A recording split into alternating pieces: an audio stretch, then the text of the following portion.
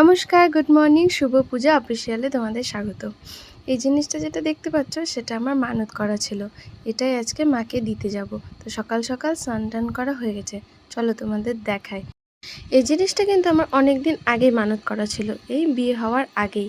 তো আমার বিয়ে হওয়া কিন্তু অনেক দিনই হয়ে গেল, তো আমার মনে ছিল না, তো মায়ে আমাকে মনে করিয়ে দিয়েছে। তো সেটাই আমি বাবার বাড়ি যখন আসি তাহলে এটা নিয়ে আসি আর মাকে আজকে দেব।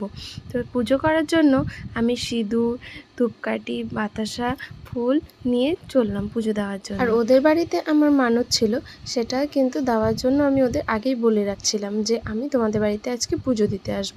আর ওরা কিন্তু ততক্ষণে পুজো দিয়ে দিয়েছে, ওদের বাড়ির পুজো। তো মাকেও তোমরা দেখে নাও। আর আমার বাবু কিছুতেই কোল থেকে নামছিল না, দেখো ও আমার কোলেই বসে থাকবে। একটু হলেও ভয় পাচ্ছে, আলাদা বাড়ি, তোকে আমি প্রণাম টনাম করিয়ে নিয়েছিলাম যেন ভয় না পায়।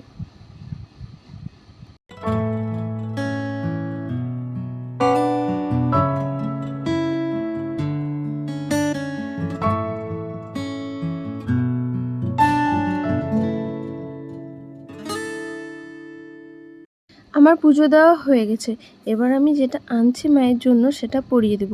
তো আমি মালাটা পরিয়ে দিতে ওনারা বললো ওনাদের লকেট আছে, তো সেটাও ওই মালার মধ্যে ভরিয়ে দিতে।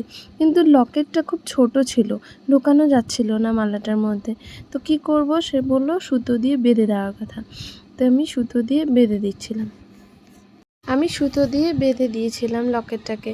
এবার লকেটটা বেঁধে দেওয়ার পর মাকে পরিয়ে দিয়েছিলাম। কেমন লাগছে সেটা তোমাদের দেখাবো, দাঁড়াও আগে মাকে পরিয়ে দিই।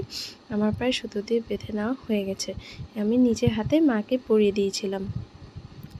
মায়ের যেন টিকলি ছিল, পায়ের নুপুর ছিল, হাতের চুড়িও ছিল, কিন্তু গলার মালাটা ছিল না, সেটা খুব ফাঁকা ফাঁকা লাগছিল। আর আমি সেটা অনেক দিন আগেই মানত করছিলাম, কিন্তু আমার দেওয়ার কথা মনে ছিল না, ভুলে গিয়েছিলাম।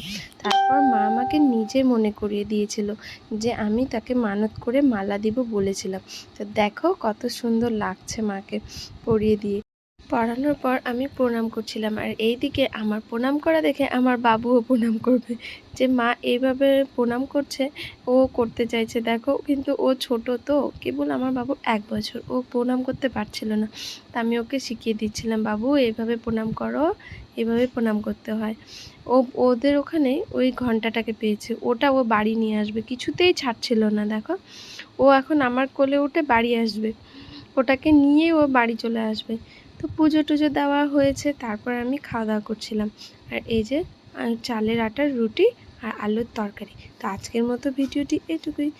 ভালো লাগলে লাইক করে দিও, আর যারা দেখছো নতুন তারা কিন্তু সাবস্ক্রাইব করে দিও। আর আমার এই চ্যানেলটা কিন্তু নতুন।